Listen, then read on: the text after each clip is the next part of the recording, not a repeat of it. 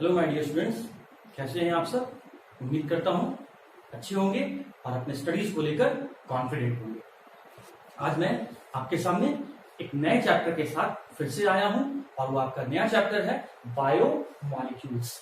अगर मैं academic point of view से बात करूं, अगर मैं आपके board examination point of view से बात करूं, तो ये जो चैप्टर है वो 3 मार्क्स का चैप्टर है और बहुत ही इंटरेस्टिंग चैप्टर है। इसमें आपको बहुत सारे बातें बायोलॉजिकल रिलेटेड होगा, बायोलॉजी सब्जेक्ट से रिलेटेड होगा। तो जो मैथ्स वाले स्टूडेंट इस वीडियो को व्यू कर रहे हैं, देख रहे हैं, आप बिल्कुल अपना कॉन्फिडेंस लूज ना करें। आप बिल्कुल मेरी बातों को ध्यान से सुने। बहुत ही इंटरेस्टिंग वे में मैं आपको इस चैप्टर को अच्छे से समराइज करवा दूंगा। समझा ही नहीं दूंगा, अच्छे से आपको याद भी करवा दूंगा। तो आइए मैं स्टार्ट करता हूं, इनिशिएट करता हूं इस चैप्टर के मीनिंग से कि आखिर बायोमॉलिक्यूल वर्ड का पहले मतलब क्या होता है।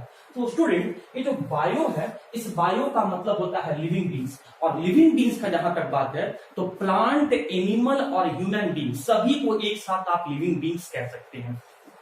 तो वो सभी मॉलिक्यूल्स या वैसे सभी ऑर्गेनिक कंपाउंड जो लिविंग बींग के जीवित रहने के लिए, हेल्दी रहने के लिए, बॉडी को प्रॉपर ग्रो करने के लिए, बॉडी में प्रॉपर मूवमेंट करने के लिए और बॉडी में होने वाले डिफरेंट प्रोसेस जैसे रेस्पिरेशन, डाइजेशन, सर्कुलेशन, एक्सक्रीशन और मूवमेंट करने में के लिए जरूरी हो या हेल्पफुल हो, तो वैसे ही सभी मॉलिक्यूल्स को हम लोग, वैसे ही सभी ऑर्गेनिक कंपाउंड को एक साथ हम लोग बायो मॉलिक्यूल्स कहते हैं। एग्जाम्पल के फॉर्म में समझना, जैसे बॉयज एंड गर्ल्स दोनों को एक साथ स्टूडेंट कहते हैं, जैसे डे एंड नाइट दोनों को एक साथ 24 आवर्स कहते हैं, वैसे ही वो सभी ऑर्गेनिक कंपाउंड जो लिविंग बीइंग के सर्वाइवल के लिए, हेल्दी रहने के लिए, बॉडी को प्रॉपर ग्रोथ करवाने के लिए, बॉडी में प्रॉपर डेवलपमेंट करवाने के लिए, बॉडी को अपने बॉडी को एक जगह से दूसरे जगह तक मूव करवाने के लिए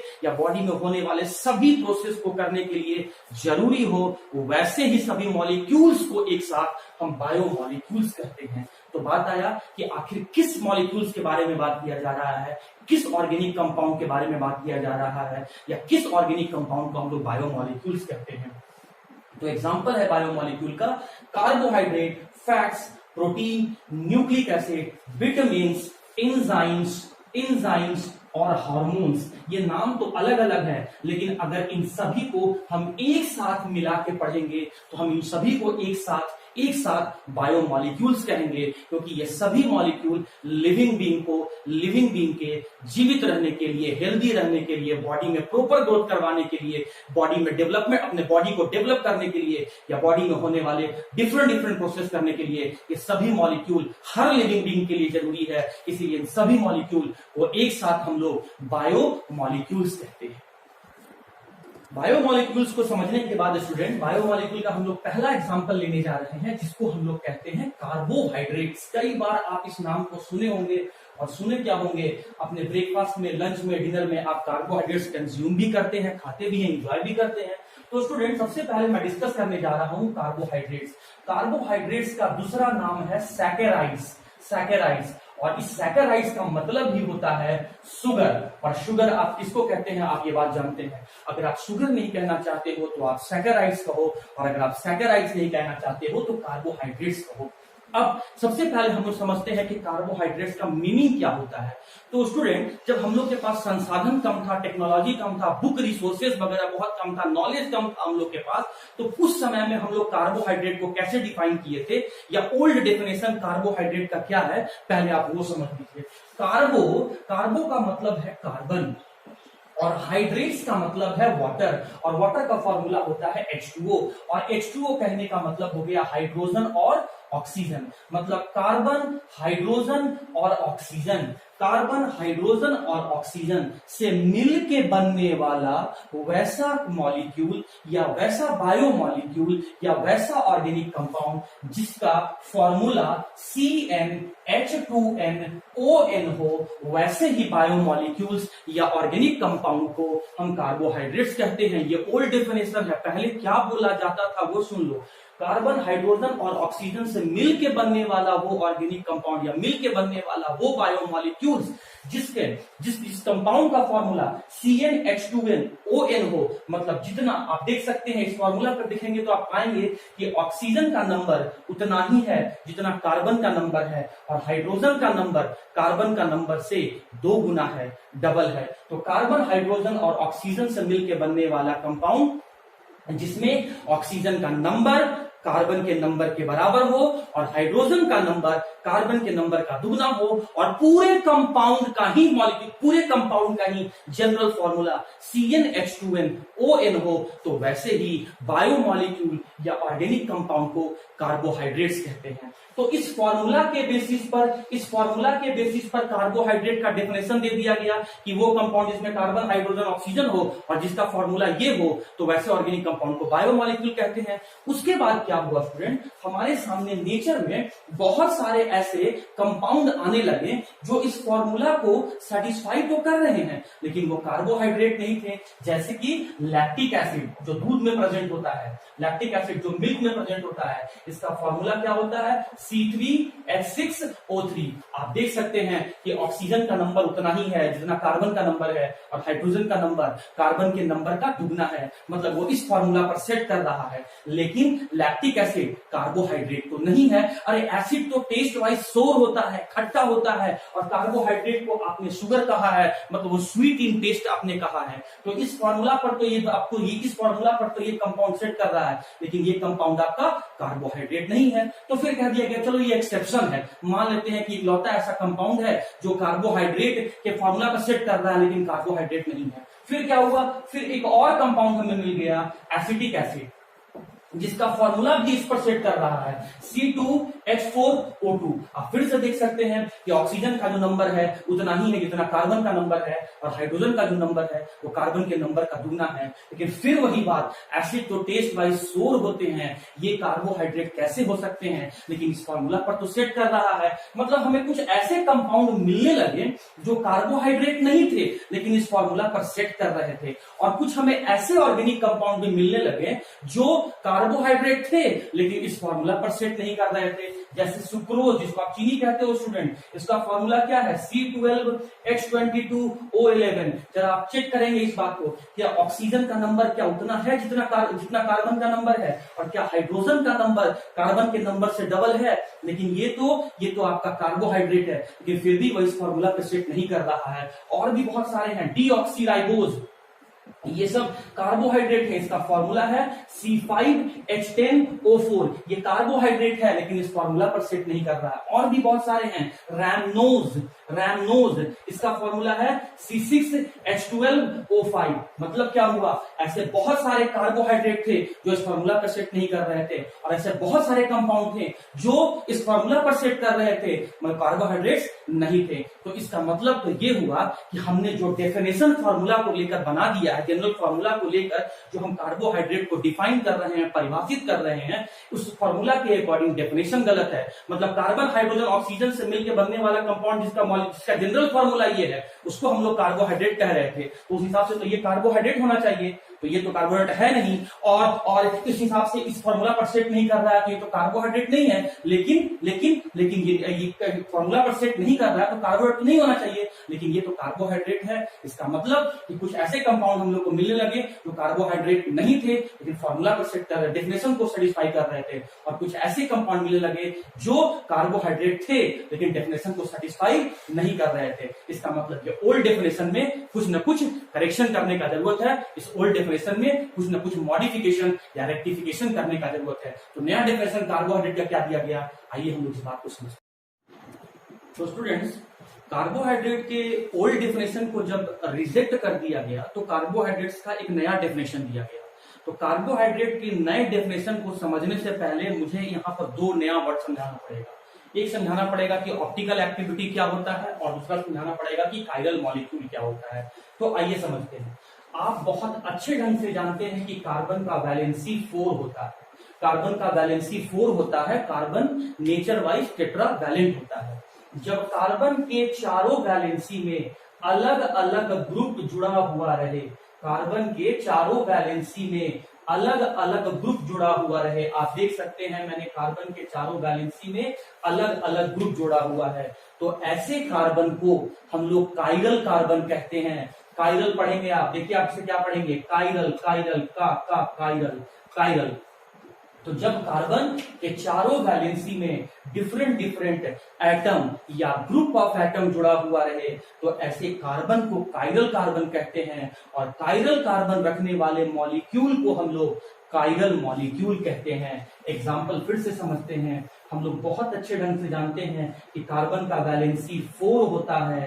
कार्बन के एक वैलेंसी में मैंने हाइड्रोजन जोड़ दिया, एक वैलेंसी में मैंने हाइड्रोक्सी जोड़ दिया, एक वैलेंसी में मैंने मिथाइल ऐड कर दिया और एक वैलेंसी में मैंने इथाइल ऐड कर दिया। तो आप देख सकते हैं कि कार्बन के चारों वैलेंसी में अलग अलग एटम या फिर ग्रुप ऑफ एटम जुड़े हुए हैं। तो ऐसे कार्बन को हम लोग कायरल कार्बन कहते हैं और कायरल कार्बन रखने वाले मॉलिक्यूल को हम लोग कायरल मॉलिक्यूल कहते हैं। तो स्टूडेंट मैंने आपको कायरल मॉलिक्यूल समझा दिया। अब मैं समझाता हूं आपको ऑप्टिकल एक्टिविटी क्या होता है या फिर ऑप्टिकल एक्टिव सब्सटेंस क्या होता है। ऑप्टिकल एक्टिविटी क्या होता है या ऑप्टिकल एक्टिव सब्सटेंस क्या होता है। ये जो वर्ड ऑप्टिकल है ये लिया गया है ऑप्टिक्स से, और ऑप्टिक्स का मतलब होता है लाइट और एक्टिविटी का मतलब होता है रोटेट करवाने वाला। मतलब वैसे सब्सटेंस जो प्लेन पोलराइज लाइट को, जो प्लेन पोलराइज लाइट को क्लॉकवाइज में या फिर एंटी क्लॉकवाइज डायरेक्शन में रोटेट करवाए, या तो क्लॉकवाइज में रोटेट करवाए या तो एंटी क्लॉकवाइज डायरेक्शन में रोटेट करवाए। किसको? प्लेन पोलराइज लाइट को। तो ऐसे सब्सटेंस को हम लोग ऑप्टिकल एक्टिव सब्सटेंस कहते हैं और प्रोसेस को हम लोग ऑप्टिकल एक्टिविटी कहते हैं। तो ये होता क्या है, आइए इसको डायग्राम से समझते हैं। मैंने यहां पर लाइट का एक सोर्स ले लिया, कैंडल। आप चाहो तो बल्ब ले सकते हो, आप चाहो तो लैंप ले सकते हो, आप चाहो तो टॉर्च ले सकते हो, आप चाहो तो CFL बल्ब ले सकते हो, कुछ भी ले सकते हो। तो इस कैंडल से जो लाइट निकल रहा है वो सभी डायरेक्शन में ट्रेवल कर रहा है, वाइब्रेट कर रहा है या ऑसिलेट कर रहा है। तो जब लाइट सभी डायरेक्शन में ट्रेवल करे, ऑसिलेट करे, तो ऐसे लाइट को हम लोगों ने कह दिया नॉर्मल लाइट। मतलब लाइट जो है वो डाइवर्स कर गया है, लाइट जो है वो डाइवर्स कर गया है। अब इस लाइट को हम लोगों ने निकोल प्रिज्म से पास करवाया। तो ये प्रिज्म का प्रॉपर्टी होता है कि जो लाइट डाइवर्स कर गया है उस सभी लाइट को वो कन्वर्ज करवा दे। तो हर डायरेक्शन में जो लाइट यहाँ पर ऑसिलेट कर रहा है, वाइब्रेट कर रहा है, तो ये प्रिज्म क्या करवाता है, सभी लाइट को कन्वर्ज करवा के एक ही प्लेन में वाइब्रेट करवाना शुरू कर देता है या ऑसिलेट करवाना शुरू कर देता है। तो वैसा लाइट जो सिर्फ और सिर्फ एक ही डायरेक्शन में ऑसिलेट या वाइब्रेट करे, तो ऐसे लाइट को हम लोग प्लेन पोलराइज लाइट कहते हैं। और वैसा सब्सटेंस जो प्लेन पोलराइज लाइट को क्लॉकवाइज या एंटी क्लॉकवाइज में रोटेट करवाए, तो ऐसे सब्सटेंस को हम लोग ऑप्टिकल एक्टिव सब्सटेंस कहते हैं और प्रोसेस को हम लोग ऑप्टिकल एक्टिविटी कहते हैं। तो स्टूडेंट अब हम लोग कैसे पहचानेंगे कि सब्सटेंस ऑप्टिकल एक्टिव सब्सटेंस है, मतलब सब्सटेंस जो है वो प्लेन पोलराइज लाइट को क्लॉकवाइज में या एंटी क्लॉकवाइज में रोटेट करवाएगा। तो ऑप्टिकल एक्टिव सब्सटेंस वही होगा जो मॉलिक्यूल कायरल मॉलिक्यूल होगा। मतलब जिस मॉलिक्यूल में कम से कम एक कार्बन कायरल कार्बन हो, तो वही सब्सटेंस जो है वो प्लेन पोलराइज लाइट को क्लॉकवाइज में या एंटी क्लॉकवाइज में रोटेट करवाएगा। मतलब वो सब्सटेंस को हम लोग ऑप्टिकल एक्टिव सब्सटेंस कहेंगे। तो उम्मीद करता हूं optical activity, optical active substance और कायरल कार्बन और कायरल मॉलिक्यूल आपको समझ में आ गया है। अब मैं आता हूं कार्बोहाइड्रेट का नया डेफिनेशन, न्यू डेफिनेशन क्या कहा जाता है। ओके स्टूडेंट्स, तो जब ओल्ड डेफिनेशन को रिजेक्ट कर दिया गया तो नया डेफिनेशन क्या दिया गया, आइए समझते हैं। मैं वापिस उसी डेफिनेशन पे आ रहा हूं, न्यू डेफिनेशन पे। कार्बोहाइड्रेट्स का दूसरा नाम सैकराइड्स होता है और सैकराइड्स का मतलब शुगर होता है। तो नया डेफिनेशन क्या कहा गया कार्बोहाइड्रेट का, वो सुनिए। Optically active substance, optically active substance मतलब वैसे सब्सटेंस जो प्लेन पोलराइज लाइट को क्लॉकवाइज में या फिर एंटी क्लॉकवाइज डायरेक्शन में रोटेट करवाते हो। दैट कंटेन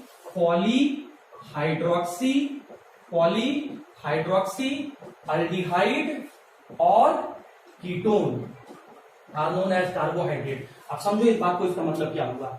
वैसे ऑर्गेनिक कंपाउंड, वैसे बायोमॉलिक्यूल्स जिसमें अल्डिहाइड या फिर कीटोन प्रेजेंट हो, as the main functional group और एक से ज्यादा हाइड्रोक्सी ग्रुप प्रेजेंट हो एज द सब्स्टिट्यूएंट और सेकेंडरी फंक्शनल ग्रुप, साथ ही साथ वो सब्सटेंस प्लेन पोलराइज्ड लाइट को क्लॉकवाइज या एंटी क्लॉकवाइज डायरेक्शन में रोटेट करवाता हो, तो ऐसे सब्सटेंस को हम लोग क्या बोले, कार्बोहाइड्रेट। देखो 3 बार, एक ऐसा सब्सटेंस जिसमें मेन फंक्शनल ग्रुप के रूप में क्या हो, एल्डिहाइड चाहे कीटोन, उसके बाद एक से ज्यादा उसमें और क्या प्रेजेंट हो, हाइड्रोक्सी ग्रुप, और साथ ही साथ वो सब्सटेंस प्लेन पोलराइज्ड लाइट को रोटेट करवाने वाला हो, क्लॉकवाइज में चाहे एंटी क्लॉकवाइज में। तो ये जो तीनों कंडीशन को पूरा करता है, तो ऐसे सब्सटेंस को हम लोग क्या कहेंगे, कार्बोहाइड्रेट्स। तो स्टूडेंट मैंने यहां पर कुछ एग्जाम्पल लिखा है, हम लोग एग्जाम्पल से समझेंगे कि क्या ये एग्जाम्पल को हम लोग कार्बोहाइड्रेट कह सकते हैं कि नहीं। तो आइए पहला एग्जाम्पल में, क्या आपको एल्डिहाइड फंक्शनल ग्रुप दिख रहा है, क्या आपको यहाँ पर एक से ज्यादा हाइड्रोक्सी ग्रुप दिख रहा है, और अब चेक करेंगे इस वाले कार्बन पर, इधर लगा है हाइड्रोजन, इधर लगा है राइट साइड में हाइड्रोक्सी, ऊपर में लगा हुआ है एल्डिहाइड और नीचे में लगा हुआ है हाइड्रोक्सी मिथाइल। तो इस कार्बन पर चारों का चारों वैलेंसी में डिफरेंट डिफरेंट ग्रुप जुड़ा हुआ है। तो ये कार्बन कौन सा कार्बन हो गया, कायरल कार्बन, और कायरल कार्बन रखने वाला मॉलिक्यूल क्या कहला दिया, तो कायरल मॉलिक्यूल। अब देखो कि ये 3 कंडीशन पूरा कर रहा है कि नहीं, क्या ये मेन फंक्शनल ग्रुप के रूप में एल्डिहाइड चाहे कीटोन रखा हुआ है, हाँ पहला कंडीशन पूरा हो गया। क्या एक से ज्यादा हाइड्रोक्सी है, हाँ दूसरा कंडीशन भी पूरा हो गया। क्या ये मॉलिक्यूल कायरल मॉलिक्यूल है जिस कारण से ये प्लेन पोलराइज्ड लाइट को क्लॉकवाइज या एंटी क्लॉकवाइज डायरेक्शन में रोटेट करवा सकता है, हाँ तीनों कंडीशन पूरा हो गया। तो yes, this compound is the carbohydrate. अब इस पर आता हूं, ये देखो मेन फंक्शनल ग्रुप के रूप में कीटोन है, एक से ज्यादा हाइड्रोक्सी ग्रुप प्रेजेंट है। अब जरा हम चेक करेंगे इस कंपाउंड को, चेक करेंगे। देखिए आप ध्यान से कि यहाँ पर इस कार्बन के अलावा यहाँ पर 2 ऑक्सीजन जुड़ा हुआ है, एक यहाँ पर हाइड्रोक्सी मिथाइल जुड़ा हुआ है, एक यहाँ पर ऊपर में भी हाइड्रोक्सी मिथाइल जुड़ा हुआ है। तो ये वाला कार्बन कायरल कार्बन नहीं है, लेकिन ये दो कंडीशन को पूरा कर रहा है। एक्सेप्शनली ये ऐसा कंपाउंड है कार्बोहाइड्रेट का जो ऑप्टिकल एक्टिव नहीं होता है, बाकी इसको छोड़कर सारे कंपाउंड ऑप्टिकल एक्टिविटी होते हैं। लेकिन इस कंपाउंड को आप यहाँ पर तीसरा कंडीशन ना देख के 2 कंडीशन में चेक करो, क्या मेन फंक्शनल ग्रुप कीटोन है, एक से ज्यादा हाइड्रोक्सी ग्रुप कंटेन कर रहा है, तो yes we can say that this compound is the carbohydrate. इस पर आ जाओ, देखो नाम क्या है वो बाद में बात करेंगे, अभी आप देखिए चलो कार्बोहाइड्रेट डेफिनेशन क्या होता है। क्या मेन फंक्शनल ग्रुप के रूप में एल्डिहाइड है, क्या एक से ज्यादा हाइड्रोक्सी ग्रुप प्रेजेंट है। अब चेक करो ऑप्टिकल एक्टिव है कि नहीं। ऑप्टिकल एक्टिव होने के लिए क्या होना चाहिए, कायरल कार्बन होना चाहिए। जरा यहाँ पर चेक करना, एक तरफ हाइड्रोजन, दूसरी तरफ हाइड्रोक्सी, ऊपर में एल्डिहाइड और नीचे में ये पूरा इतना बड़ा ग्रुप अटैच है। इसका मतलब ये वाला कार्बन क्या है, कायरल कार्बन है। यहाँ चेक करो, इधर हाइड्रोक्सी, इधर मिथाइल, ऊपर में ये वाला सेगमेंट और नीचे में ये 3 सेगमेंट है। तो इसका मतलब ये भी कार्बन आपका कायरल कार्बन है। तो आप देख सकते हैं कि पहला condition functional group, main functional group aldehyde है, दूसरा कंडीशन एक से ज्यादा हाइड्रोक्सी प्रेजेंट है, तीसरा कंडीशन कायरल कार्बन होने के कारण से ये सब्सटेंस ऑप्टिकल एक्टिव है, मतलब प्लेन पोलराइज्ड लाइट को क्लॉकवाइज या एंटी क्लॉकवाइज रोटेट करवा सकता है। तो ये मॉलिक्यूल को हम लोग कहेंगे कार्बोहाइड्रेट। यहाँ देखो मेन फंक्शनल ग्रुप क्या है, कीटोन है, एक से ज्यादा हाइड्रोक्सी ग्रुप प्रेजेंट है, और साथ ही साथ यहाँ पर जो कार्बन प्रेजेंट है वो आपका कायरल कार्बन है। कैसे, आप यहाँ पर चेक करो, इस पर चेक करो, एक तरफ क्या जुड़ा हुआ है हाइड्रोक्सी, एक तरफ क्या जुड़ा हुआ है हाइड्रोजन, ऊपर में देखो ये ग्रुप है और नीचे में देखो ये ग्रुप जुड़ा हुआ है। इसका मतलब देख सकते हो आप, चारों इस कार्बन के चारों वैलेंसी में डिफरेंट डिफरेंट ग्रुप जुड़े हुए हैं। इसका मतलब ये वाला कार्बन आपका क्या है, कायरल कार्बन है। तो ये ऐसा मॉलिक्यूल है जिसमें मेन फंक्शनल ग्रुप कीटोन है और एक से ज्यादा हाइड्रोक्सी प्रेजेंट है, साथ ही साथ ये ऑप्टिकल एक्टिव मॉलिक्यूल है। तो हम कह सकते हैं दिस मॉलिक्यूल या दीज मॉलिक्यूल्स आर कार्बोहाइड्रेट। तो कार्बोहाइड्रेट के डेफिनेशन के लिए मैंने क्या बताया, मेन फंक्शनल ग्रुप के रूप में एल्डिहाइड या कीटोन हो, एक से ज्यादा हाइड्रोक्सी ग्रुप प्रेजेंट हो, और वो सब्सटेंस कैसा हो, ऑप्टिकल एक्टिव सब्सटेंस हो, मतलब प्लेन पोलराइज्ड लाइट को रोटेट करवाने वाले हो। तो तीनों कंडीशन को पूरा करने वाले वैसे बायोमॉलिक्यूल को हम लोग क्या कहते हैं, कार्बोहाइड्रेट। इसका दूसरा नाम क्या है, सैकेराइड, या इसको हम लोग और क्या कहते हैं। ओके स्टूडेंट्स, तो कार्बोहाइड्रेट्स का डेफिनेशन को समझने के बाद अब हम लोग आ रहे हैं क्लासिफिकेशन ऑफ कार्बोहाइड्रेट, जिसको आप कह सकते हैं डिवीजन ऑफ कार्बोहाइड्रेट्स, कि कार्बोहाइड्रेट्स को बांटा गया है। जैसे आप लोग को जेंडर के हिसाब से, स्टूडेंट जितने भी स्टूडेंट होते हैं सभी को जेंडर के हिसाब से 2 टाइप में बांटा गया है, बॉयज एंड गर्ल्स। तो कार्बोहाइड्रेट को भी बांटा गया है। तो बांटने के लिए कंडीशन क्या लिया गया है, on the basis of hydrolysis, मतलब वाटर के साथ रिएक्शन करवाने के बेसिस पर, हाइड्रोलाइसिस के बेसिस पर, उसके बाद टेस्ट के बेसिस पर, और उसके बाद नेचर के बेसिस पर। तो ये फ्लो चार्ट आपके नोट्स में नहीं है, इसे आप अपने नोट्स में रफ में नोट डाउन कर लेंगे। तो हाइड्रोलाइसिस के बेसिस पर कार्बोहाइड्रेट 3 टाइप के होते हैं, मोनोसैकेराइड, ऑलिगोसैकेराइड और पॉलीसैकेराइड। टेस्ट के हिसाब से कार्बोहाइड्रेट 2 टाइप के होते हैं, शुगर और नॉन शुगर। और नेचर के हिसाब से जो होते हैं वो होता है रिड्यूसिंग शुगर और नॉन रिड्यूसिंग शुगर। तो एग्जामिनेशन पॉइंट ऑफ व्यू से रिड्यूसिंग शुगर और नॉन रिड्यूसिंग शुगर इंपॉर्टेंट है, और इधर मोनोसैकेराइड, ओलिगोसैकेराइड और पॉलीसैकेराइड भी इंपॉर्टेंट है। अच्छा, अगर आप ये वाला पोर्शन बना लिए हैं तो इसमें थोड़ा सा मैं और ऐड कर देना चाहता हूं कि मोनोसैकेराइड को मैं इसे मिटा दे रहा हूं। अच्छा, मैं इसको समझा के मिटा दे रहा हूं कि वैसे कार्बोहाइड्रेट जो टेस्ट वाइज स्वीट होंगे, जो वैसे कार्बोहाइड्रेट जो टेस्ट वाइज स्वीट होंगे, टेस्ट करने के हिसाब से आपको मीठा लगे, तो ऐसे कार्बोहाइड्रेट को आप शुगर कहेंगे।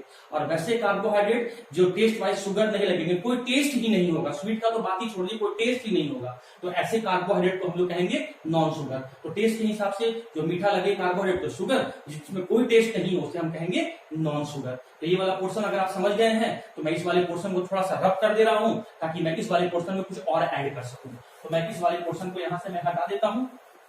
हाँ जी, तो मैं आपको समझाता हूं कि मोनोसैकेराइड, ओलिगोसैकेराइड, पॉलीसैकेराइड क्या है, बट उससे पहले आप ये समझ लीजिए कि फिर मोनोसैकेराइड फिर आगे चल के दो भाग में डिवाइड हो जाता है। एक को हम लोग कहते हैं एल्डोजेज और फिर कहते हैं कीटोजेज, एल्डोजेज और कीटोजेज। ओलिगोसैकेराइड फिर आगे चल के तीन पार्ट में यहाँ पर डिवाइड हो जाता है। एक है आपका डाइसैकेराइड, अरे सैकेराइड का मतलब शुगर ही होता है, डाइसैकेराइड, ट्राइसैकेराइड और फिर टेट्रासैकेराइड, टेट्रासैकेराइड। फिर पॉलीसैकेराइड भी आगे चल के दो टाइप में क्लासिफाई हो जाता है।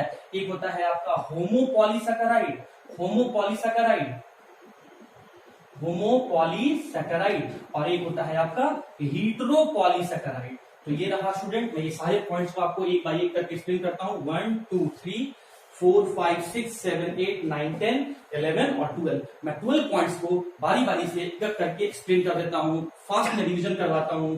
कार्बोहाइड्रेट को तीन टर्म के बेसिस पर क्लासिफाई किया गया है, हाइड्रोलाइसिस, टेस्ट और नेचर। नेचर के हिसाब से दो टाइप, रिड्यूसिंग और नॉन रिड्यूसिंग। टेस्ट के हिसाब से दो टाइप, शुगर और नॉन शुगर। हाइड्रोलाइसिस के हिसाब से तीन टाइप, मोनोसैकेराइड, ओलिगोसैकेराइड और पॉलीसैकेराइड। तो अब मैं बारी बारी से यहां से स्टार्ट करता हूं कि मोनोसैकेराइड यहां से क्या है।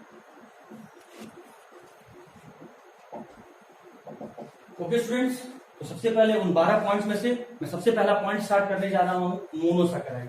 देखो, मोनो का मतलब होता है वन और सैकेराइड का मतलब होता है शुगर।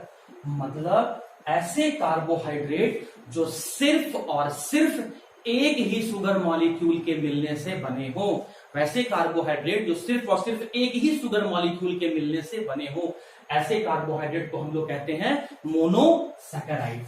उसके बाद फिर आता है ओलिगोसैकेराइड, ओलिगोसैकेराइड, ओलिगोसैकेराइड। सैकेराइड का मतलब क्या होता है? शुगर।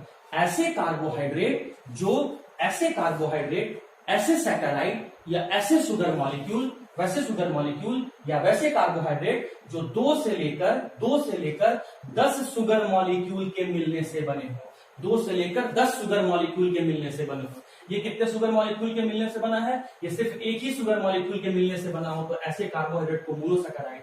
जो 2 से लेकर 10 शुगर मॉलिक्यूल के मिलने से बना हो तो ऐसे कार्बोहाइड्रेट को ओलिगोसैकेराइड। और अगर हम बात करें पॉलीसैकेराइड, तो सैकेराइड का मतलब क्या बताएं? शुगर, और पॉली का मतलब मोर देन 10 यहां कहना है। तो ऐसे कार्बोहाइड्रेट जो 10 से ज्यादा शुगर मॉलिक्यूल के मिलने से बना हो तो ऐसे कार्बोहाइड्रेट को हम लोग पॉलीसैकेराइड कहते हैं। एग्जाम्पल के रूप में लेते हैं स्टूडेंट, आप ध्यान दीजिएगा। अगर हम बोले ग्लूकोज और बोल रहे हैं कि ये सिर्फ एक ही शुगर मॉलिक्यूल है, तो इसका मतलब ये सिर्फ एक ही शुगर मॉलिक्यूल है, तो ये हो गया आपका मोनोसैकेराइड। अब आप यहां पर आ जाइए, ग्लूकोज, मैं शॉर्ट में लिख रहा हूं, ग्लूकोज और फ्रुक्टोज के मिलने से बन रहा है आपका सुक्रोज। तो सुक्रोज के बारे में हमसे पूछा कि सुक्रोज मोनोसैकेराइड है, ओलिगोसैकेराइड है कि पॉलीसैकेराइड है। तो जो सुक्रोज है वो 2 शुगर मॉलिक्यूल के मिलने से बना है, और 2 शुगर मॉलिक्यूल के मिलने से बनने वाले कार्बोहाइड्रेट को हम लोग कहते हैं ओलिगोसैकेराइड।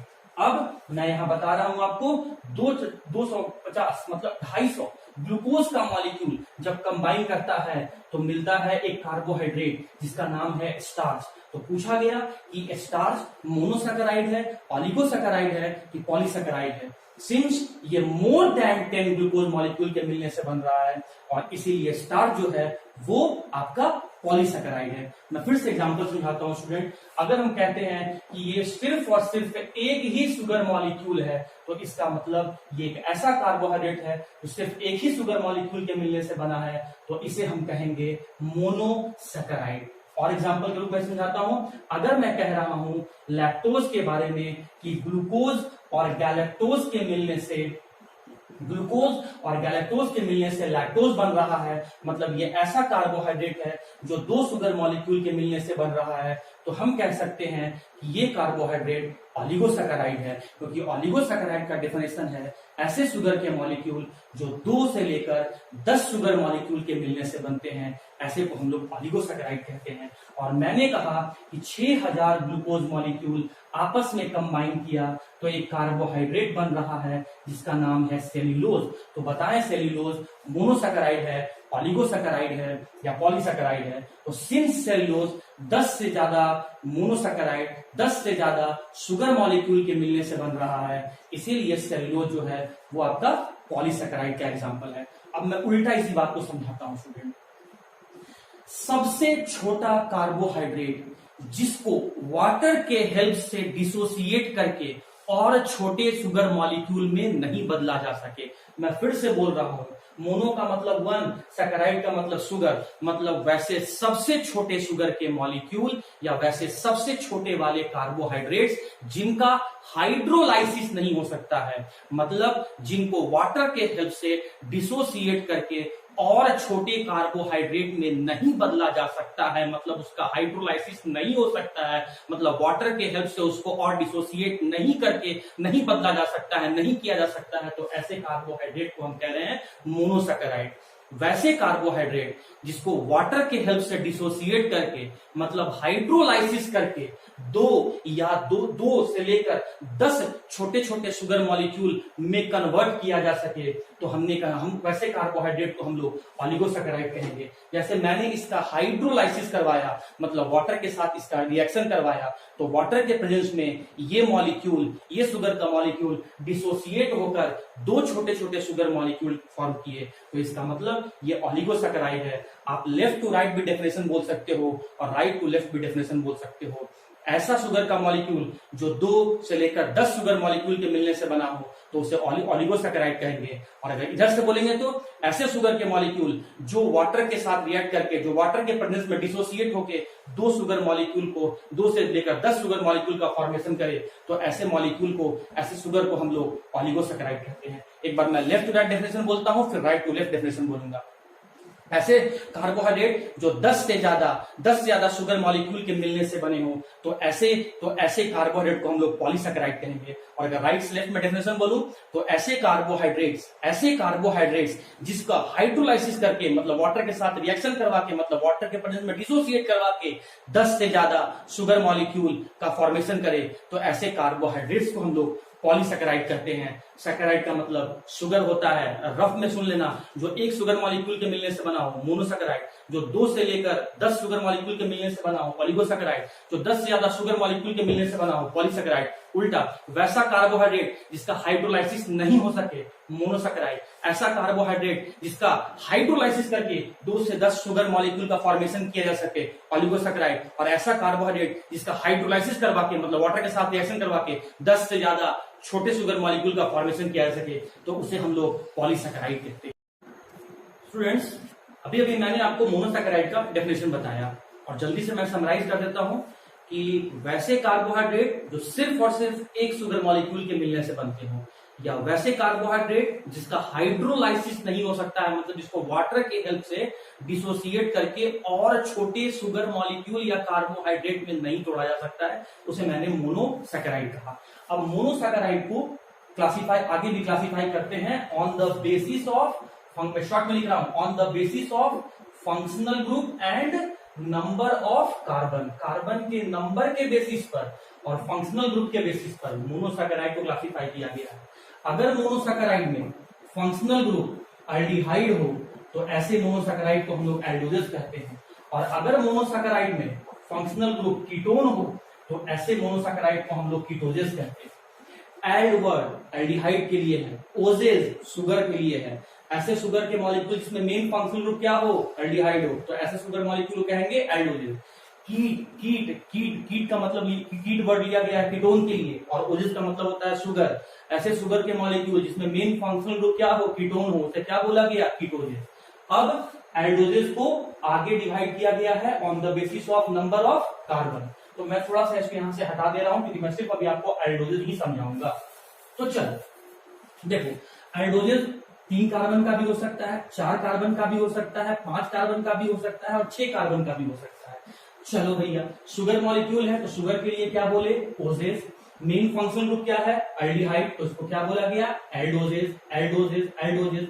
अच्छा, एक चीज और, शुगर मॉलिक्यूल है तो क्या बोला गया, ओजेस। कार्बन का नंबर कितना है, 3, तो 3 के लिए क्या कहा गया, ट्राइओजेस। मेन फंक्शनल ग्रुप क्या है, एल्ड, तो क्या कहा गया, एल्डो ट्राइओजेस। मतलब ऐसे शुगर के मॉलिक्यूल जिसमें 3 कार्बन हो और मेन फंक्शनल ग्रुप एल्डिहाइड हो, उसे हम कहेंगे एल्डो ट्राइओजेस। फिर से आ जाओ, शुगर मॉलिक्यूल है तो क्या बोलेंगे, ओजेस। कार्बन का नंबर कितना है, 4, तो क्या बोलेंगे, टेट्रोजेस टेट्रोजेस टेट्रा टेट्रा टेट्रा, एक को हमने हटा दिया, टेट्रोजेस। और मेन फंक्शनल ग्रुप क्या है, एल्डिहाइड, तो क्या नाम हो गया इसका पूरा, एल्डो टेट्रोजेस। फिर से आ जाओ, 5 कार्बन के लिए शुगर मॉलिक्यूल है, शुगर के लिए क्या बोलेंगे, ओजेस।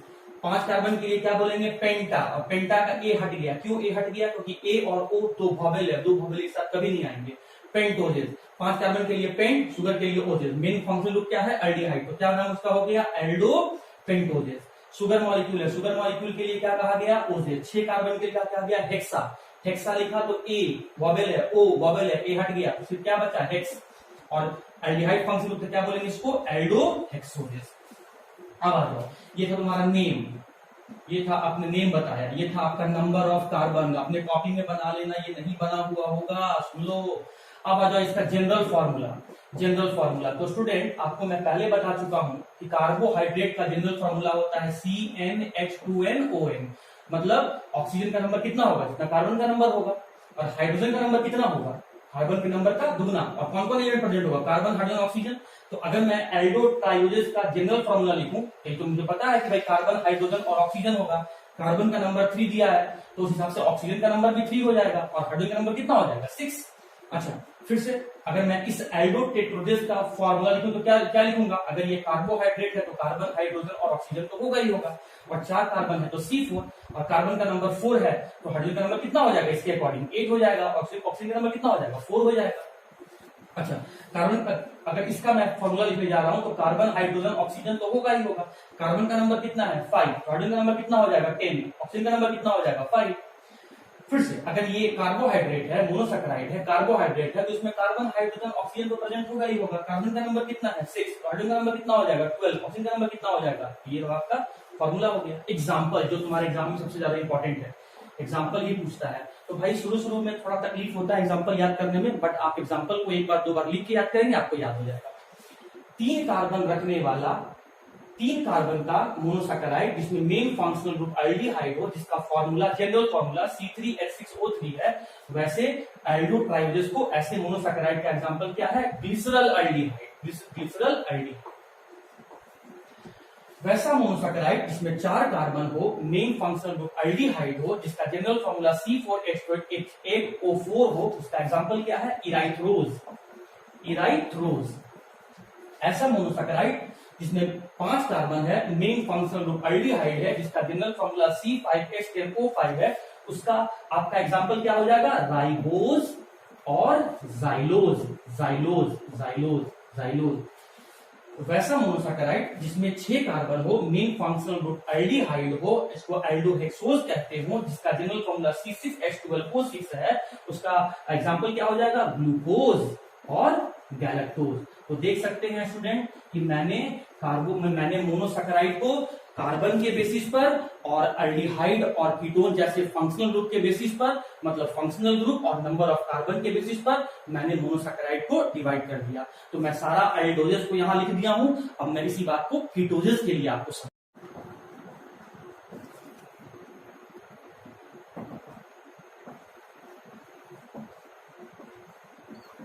तो स्टूडेंट एल्डोजेस पढ़ने के बाद हम लोग कीटोजेस पर आ गए, और कीटोजेस का मतलब तो आप समझते ही होंगे, ऐसे मोनोसैकेराइड जिसमें मेन फंक्शनल ग्रुप क्या हो, कीटोन हो। अरे भैया हाइड्रोक्सी ग्रुप तो रहेगा नहीं रहेगा, उसको तो बोलना ही नहीं है, लेकिन मेन फंक्शनल ग्रुप क्या रहेगा, कीटोन रहे, एक से ज्यादा हाइड्रोक्सी ग्रुप रहे, और वो सब्सटेंस कैसा हो, प्लेन पोलराइज लाइट को रोटेट करवाने वाला हो, मतलब ऑप्टिकल एक्टिव सब्सटेंस हो। उसी को ना हम लोग कार्बोहाइड्रेट कह रहे थे। बट कार्बोहाइड्रेट में भी क्या पढ़ रहे हैं, मोनोसैकेराइड पढ़ रहे हैं, मतलब ऐसा शुगर के बारे में पढ़ रहे हैं जिसको वाटर की हेल्प से और छोटे कार्बोहाइड्रेट में तोड़ा नहीं जा सकता, मतलब जिसका हाइड्रोलाइसिस नहीं किया जा सकता। और हम लोग खासम खास उस मोनोसैकेराइड के बारे में पढ़ रहे हैं जिसमें मेन फंक्शन ग्रुप क्या है, कीटोन है। तो इसमें भी कार्बन का नंबर कितना हो सकता है, 3 हो सकता है, 4 हो सकता है, 5 हो सकता है, 6 हो सकता है। अब आ जाइए, इसका नाम क्या हो जाएगा, उसी अकॉर्डिंग इसका जनरल फॉर्मूला क्या हो जाएगा, और उसी अकॉर्डिंग इसका एग्जाम्पल क्या हो जाएगा। और स्टूडेंट आपके एग्जाम में एग्जाम्पल ही पूछता है। ये जो मैं फ्लो चार्ट बनवा रहा हूं ये आपके नोट्स में नहीं है, इसे आप बना लेंगे। चलो, आपको ये बात बहुत अच्छे ढंग से पता है कि भाई कार्बोहाइड्रेट का जनरल फॉर्मूला होता है CnH2nOn, मतलब 3 एलिमेंट से मिलकर बनता है कार्बोहाइड्रेट। तो अगर मैं पहले नाम में बात करूं तो नाम क्या हो जाएगा, शुगर मॉलिक्यूल है तो शुगर के लिए क्या कहा गया, ओजेस। कितना कार्बन का शुगर है, 3 कार्बन का, तो क्या हो जाएगा, ट्राइओजेस। और मेन फंक्शनल ग्रुप क्या है, कीटोन, तो क्या हो जाएगा, कीटो ट्राइओजेस, कीटो ट्राइओजेस। फिर से आ जाओ, कार्बन का नंबर कितना है, 4, शुगर है ना, तो शुगर के लिए क्या बोला गया है, ओजेस। कितना कार्बन है, 4 के लिए क्या कहा गया, टेट्रा। ए क्या हो गया, ए को हटा दिया, क्यों हटा दिया, क्योंकि ए भी वॉवेल है और ओ भी वॉवेल है, 2 वॉवेल एक साथ नहीं लिख सकते, तो टेट्रोजेस। और उसमें मेन फंक्शनल ग्रुप क्या है, कीटोन है, तो कीटोन के लिए क्या लिखा, कीटो, पूरा वर्ड क्या बन गया, कीटो टेट्रोजेस। फिर से आ जाओ, शुगर मॉलिक्यूल पढ़ रहे हो तो क्या लिखोगे नाम में, ओजेस। कितने कार्बन का शुगर को पढ़ रहे हो, 5 कार्बन का, 5 कार्बन के लिए क्या बोलोगे, पेंटा। पेंटा का ए नहीं लिखोगे, क्यों नहीं लिखोगे, क्योंकि वॉवेल है, 2 वॉवेल एक साथ नहीं आता है, इसलिए अगर ओ लिखे हो तो ए को हटना पड़ेगा, पेंटोजेस। और मेन फंक्शन क्या है, कीटोन है, तो क्या हो जाएगा, कीटो पेंटोजेस। फिर से आ जाओ, शुगर मॉलिक्यूल के लिए क्या लिखोगे, ओजेस। 6 के लिए नंबर ऑफ कार्बन 6 रहता है, तो क्या पढ़े हो, हेक्सा। हेक्सा में तुम क्या लिखोगे, हेक्स। एक को छोड़ रहे हो क्योंकि वो वॉवेल है, 2 वॉवेल एक साथ नहीं लिखना है, इसलिए हेक्स लिखा गया है, हेक्सोजेस हो गया। मेन फंक्शन क्या है, कीटोन है, तो क्या लिखोगे, कीटो, पूरा नाम क्या हो गया, कीटो हेक्सोजेस। अब आ गया इसका फॉर्मूला, अगर ये वाकई में कार्बोहाइड्रेट है तो कार्बन हाइड्रोजन ऑक्सीजन तो होगा ही, और कार्बन का नंबर तुमको 3 दिया है तो हाइड्रोजन का नंबर इसका डबल होगा, ऑक्सीजन का नंबर वही होगा जो कार्बन का नंबर होगा। अगर ये कार्बोहाइड्रेट और 3 एलिमेंट जरूर होगा, कार्बन हाइड्रोजन ऑक्सीजन। अगर कार्बन का नंबर 4 है तो हाइड्रोजन का नंबर 8 होगा, ऑक्सीजन का नंबर 4 होगा। अगर ये वाकई में कीटो पेंटोजेस कार्बोहाइड्रेट है तो कार्बन हाइड्रोजन ऑक्सीजन तो होगा ही होगा। कार्बन का नंबर 5 दे दिया तो हाइड्रोजन का नंबर हो जाएगा आपका 10, ऑक्सीजन का नंबर हो जाएगा आपका 5, क्योंकि ऑक्सीजन का नंबर कार्बन के नंबर के बराबर ही होगा। अगर ये कार्बोहाइड्रेट है तो भाई कार्बन हाइड्रोजन और ऑक्सीजन तो होगा ही होगा। कार्बन का नंबर 6 हो गया तो हाइड्रोजन का नंबर 12 हो जाएगा और ऑक्सीजन का नंबर कार्बन के बराबर होगा, तो 6 हो जाएगा। अब आ जाओ स्टूडेंट इसका एग्जाम्पल।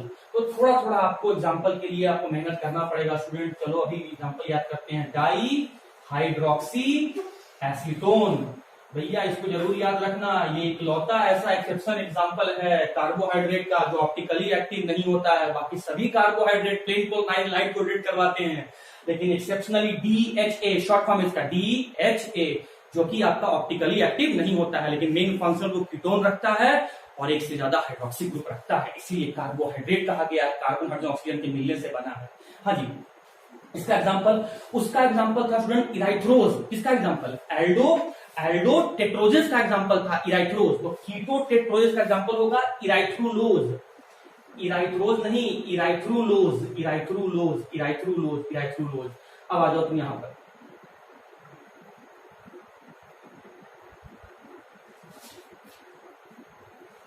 यह 5 था, मैं 5 लिख देता हूं यहाँ पे। हाँ जी, रुकावट के लिखे थे। अच्छा चलिए, तो आप कीटो पेंटोजेस का एग्जांपल देखने जा रहे हैं। तो स्टूडेंट उसमें किसमें, एल्डो पेंटोजेस में क्या एग्जांपल था, राइबोज। तो यहाँ क्या हो जाएगा, राइब्यूलोज, थोड़ा सा चेंजिंग खाली है, राइब्यूलोज। उसका क्या एग्जांपल था, जाइलोज, तो इसका क्या हो जाएगा, जाइलुलोज, जाइलुलोज, जाइलुलोज, जाइलुलोज। अच्छा, एल्डो हेक्सोज का एग्जांपल क्या था, ग्लूकोज। तो कीटो हेक्सोज का एग्जांपल क्या हो जाएगा, फ्रुक्टोज। तो आप देख सकते हैं स्टूडेंट कि कैसे मैंने मोनोसैकेराइड को एल्डिहाइड और कीटोन के फंक्शनल ग्रुप के बेसिस पर क्लासिफाई किया। फिर कीटोज को भी मैंने कीटोजेस को भी मैंने कार्बन के बेसिस पर क्लासिफाई किया, उसका नाम लिखना सिखाया आपको, उसका जनरल फॉर्मूला आपको बताया और उसका एग्जांपल बताया। और एग्जामिनेशन पॉइंट ऑफ व्यू से एग्जांपल ही पूछता है, जैसे इसके पहले वाले साल में पूछा था कि what is the example of the aldohexose, answer क्या जाएगा स्टूडेंट? ग्लूकोज। तो उम्मीद करता हूं आपको ये एल्डोजेस, ग्लूकोज, एल्डोजेस, कीटोजेस, मोनोसैकेराइड। ओके स्टूडेंट्स, तो मोनोसैकेराइड के डेफिनेशन के बाद मैंने आपको एल्डोजेस, कीटोजेस बता दिया, मॉलिक्यूलर फार्मूला बता दिया, नाम लिखना बता दिया, एग्जांपल बता दिया। तो अब थोड़ा सा यहाँ पर कॉम्पिटिटिव पॉइंट ऑफ व्यू से लिखे गए एग्जांपल का मैं थोड़ा स्ट्रक्चर बता देता हूँ।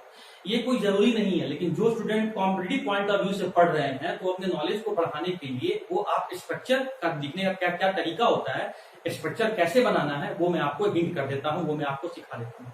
ठीक है, तो आप देखना, अगर समझ में आता है तो ठीक, नहीं समझ में आता है तो टेंशन नहीं लेना है। ये आपके जैक बोर्ड के हिसाब से इंपॉर्टेंट नहीं है, लेकिन हाँ हो सकता है कि आपके कॉम्पिटिटिव एग्जाम में, इंजीनियरिंग में, मेडिकल में, जीमेन में, जी एडवांस में ये क्वेश्चन पूछ दे। तो मैं वैसे सारे स्टूडेंट के लिए मैं थोड़ा सा स्ट्रक्चर कैसे लिखा जाता है वो मैं बता देता हूँ। तो स्ट्रक्चर के लिए जो मैंने ट्रिक बनाया है वो थोड़ा सा आपको हल्का सा ट्रिक बताता हूँ, लेकिन उस ट्रिक को समझने से पहले स्टूडेंट, पहले हमें समझना होगा कि 1 डिग्री अल्कोहल का क्या ट्रिक है, 2 डिग्री अल्कोहल का क्या ट्रिक है और 3 डिग्री अल्कोहल का क्या ट्रिक है। और एक चीज और, जब मैं आगे आपको ग्लूकोज पढ़ाऊंगा, उसका बहुत सारा स्ट्रक्चर बताऊंगा, तो उसमें ये ट्रिक आपको फिर वहां यूज करना पड़ेगा। इसीलिए इस वीडियो को स्किप मत करना, फॉरवर्ड मत करना, ध्यान से सुनना। देखो, चलो पहले हम देखो, यहाँ पर हाइड्रोक्सी ग्रुप दिख रहा है, मतलब अल्कोहल है। इसमें भी आपको हाइड्रोक्सी ग्रुप दिख रहा है, मतलब ये भी अल्कोहल है। इसमें भी आपको हाइड्रोक्सी ग्रुप दिख रहा है, ये भी अल्कोहल है। इसमें भी आपको हाइड्रोक्सी ग्रुप और इसमें भी आपको हाइड्रोक्सी ग्रुप दिख रहा है, मतलब ये अल्कोहल है। अब देखो, हमको कार्बन को देखना है, कार्बन को चेक करना है, लेकिन कौन से कार्बन को? वो कार्बन जो हाइड्रोक्सी से जुड़ा हुआ है। तो ये रहा हाइड्रोक्सी और ये रहा कार्बन। तो हाइड्रोक्सी से जुड़ा हुआ ये कार्बन कितने कार्बन से अटैच है? एक कार्बन से अटैच है। तो ये कितना डिग्री अल्कोहल हो गया? 1 डिग्री अल्कोहल हो गया। चलो ढूंढो हाइड्रोक्सी कहाँ है। मिल गया, हाइड्रोक्सी से जुड़ा हुआ कार्बन आपको दिख रहा है। हाँ जी, उस कार्बन को तुम सर्कल कर लो और बताओ ये कार्बन कितने और कार्बन से जुड़ा हुआ है? डायरेक्टली कितने जुड़ा हुआ है? वो सिर्फ एक से जुड़ा हुआ है। अरे इसलिए थोड़ी जुड़ा हुआ है, ये वाला इससे थोड़ी जुड़ा हुआ है, ये इनडायरेक्टली अटैच है। मैं आपसे डायरेक्टली पूछ रहा हूँ, डायरेक्टली किससे अटैच, डायरेक्टली किससे बॉन्ड बनाया हुआ है? अपने बगल वाले से। तो ये वाला कार्बन सिर्फ एक कार्बन से जुड़ा हुआ है, तो ये भी आपका 1 डिग्री अल्कोहल है। यहाँ पर हाइड्रोक्सी ढूंढो कहां पर है? मिल गया। उससे जुड़ा हुआ कार्बन देखो कहां पर है? मिल गया। अब ये कार्बन कितने और कार्बन से डायरेक्टली अटैच है? 2 कार्बन से। तो कितना डिग्री अल्कोहल हो गया? 2 डिग्री अल्कोहल हो गया। इस पर आ जाओ, ढूंढो कहां गया? हाइड्रोक्सी। मिल गया।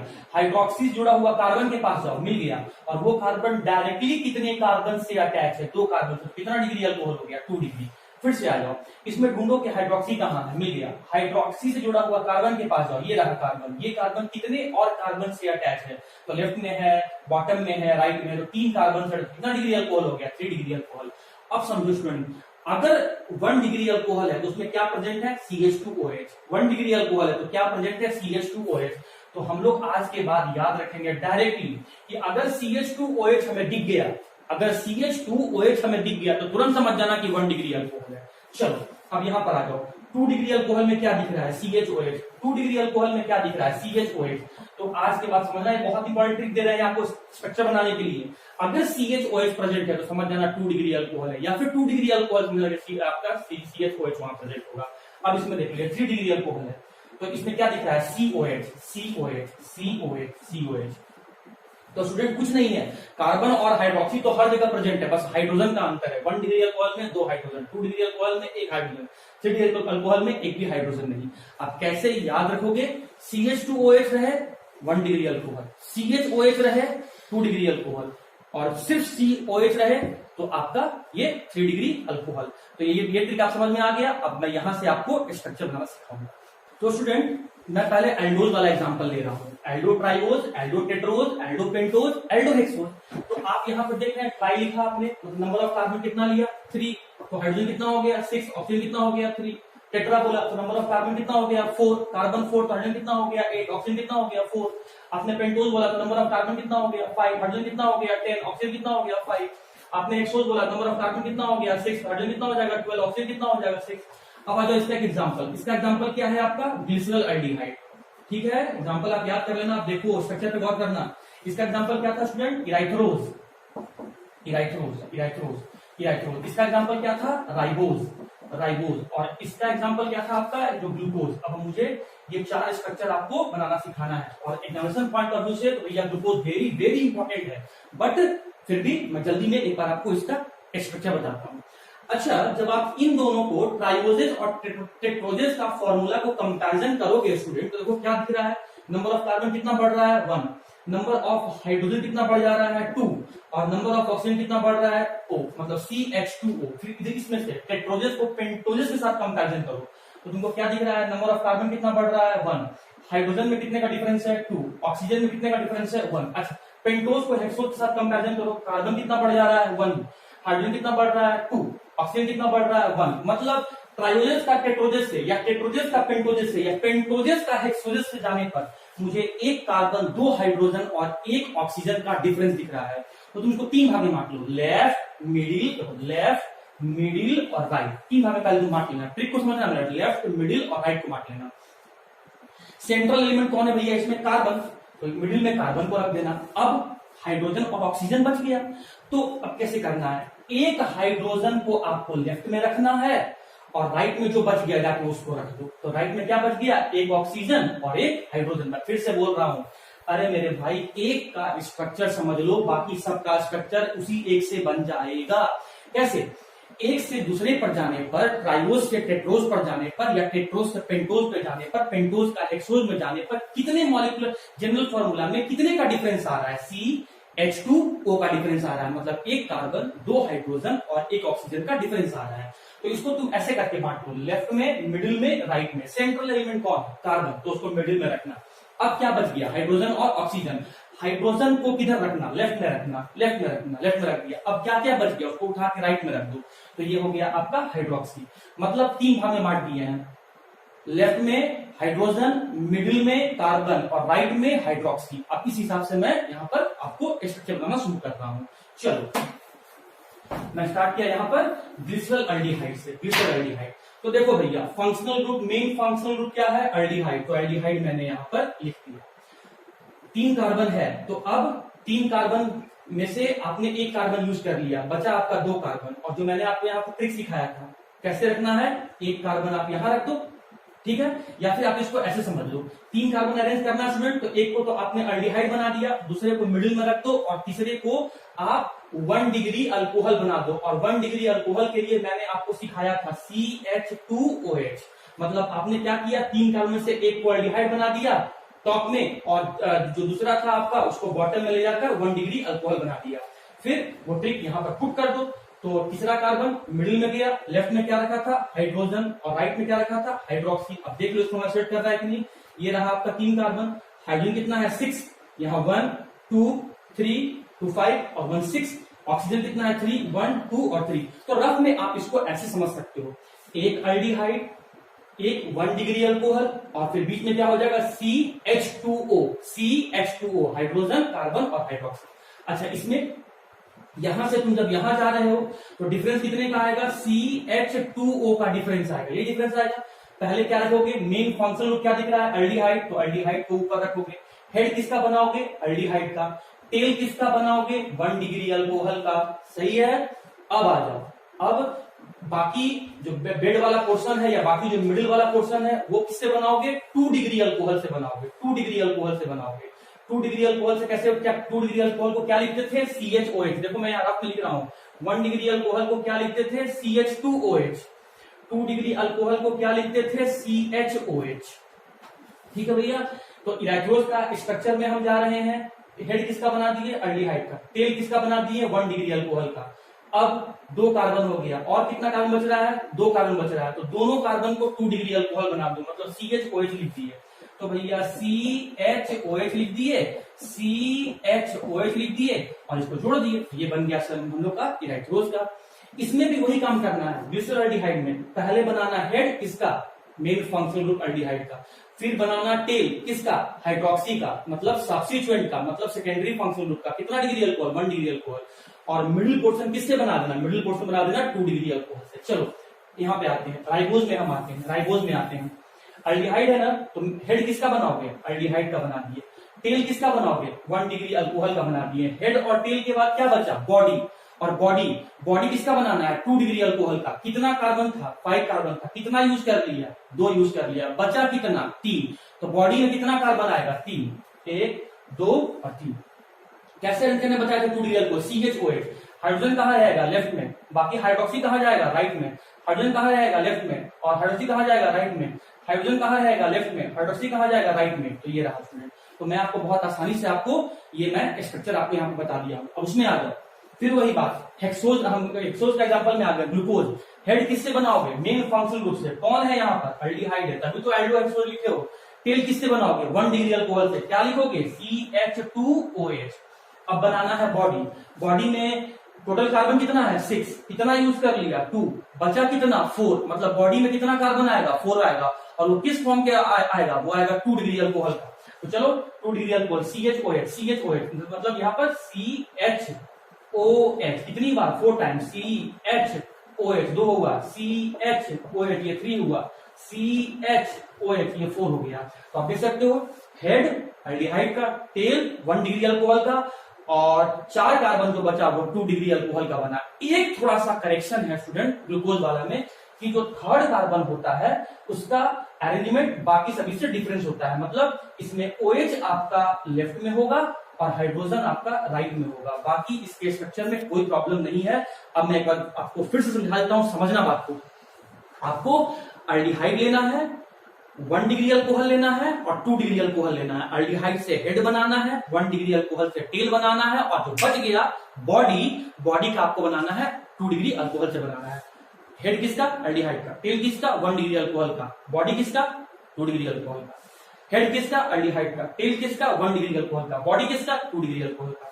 हेड किसका एल्डिहाइड का, टेल किसका 1 डिग्री अल्कोहल का, बॉडी किसका 2 डिग्री अल्कोहल का। इसका स्ट्रक्चर में हेड किसका एल्डिहाइड का, टेल किसका 1 डिग्री अल्कोहल का और बॉडी किसका 2 डिग्री अल्कोहल का। क्या 2 डिग्री अल्कोहल CHOH कितनी बार 4 बार, 1 2 3 4 बार। ध्यान ये रखना है कि जो थर्ड कार्बन है, थर्ड कार्बन में HOH का अरेंजमेंट सेकंड वाले से थोड़ा सा अलग होगा। मतलब सेकंड वाले में H अगर लेफ्ट में है तो थर्ड वाले में राइट में जाएगा, सेकंड वाले में OH अगर राइट में है।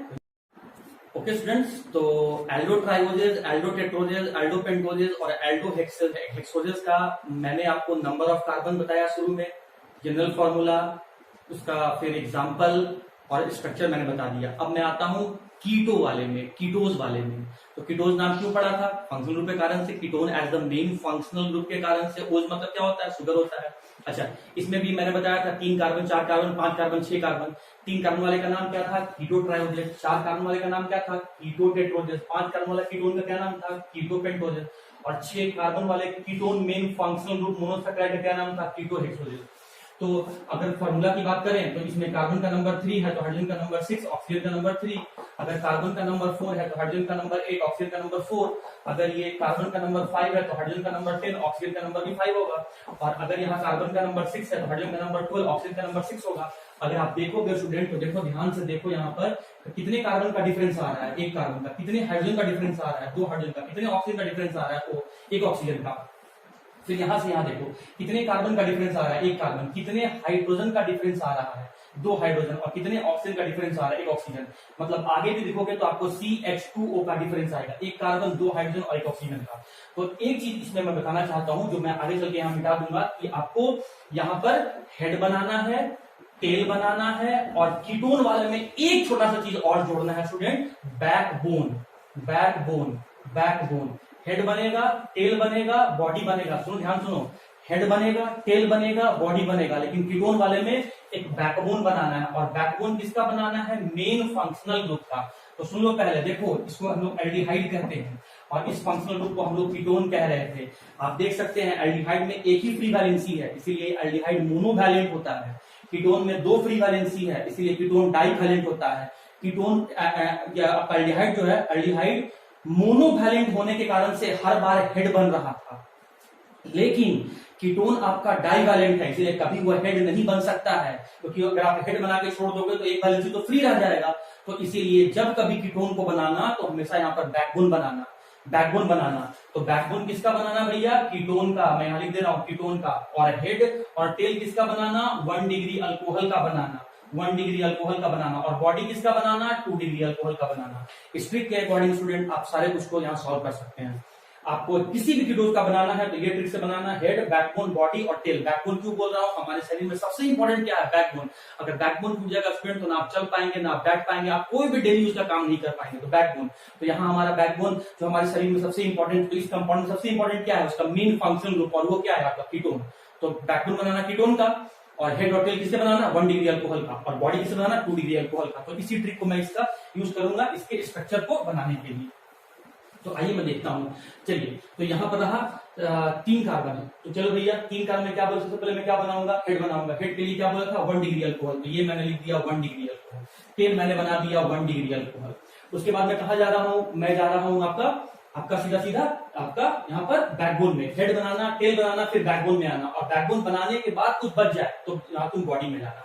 तो हेड बनाया, 1 कार्बन गया, टेल बनाया, 1 और कार्बन चला गया, बचा कितना आपका, 3 कार्बन से 2 गया, बचा कितना, 1। क्या बनाओगे, बैकबोन। तो बैकबोन बनाने के लिए क्या जोड़ोगे, फंक्शन ग्रुप। कौन सा फंक्शन ग्रुप, कीटोन। तो ये रहा आपका कीटोन। तो ये बन गया आपका कीटो ट्राइबोजेस का। अब आ जाओ आपका कीटो टेट्रोजेस का। मेन फंक्शन ग्रुप क्या है, कीटोन है। मतलब 4 ट्रिक में था, हेड, टेल, बैकबोन, और तब बनाना हमको बॉडी।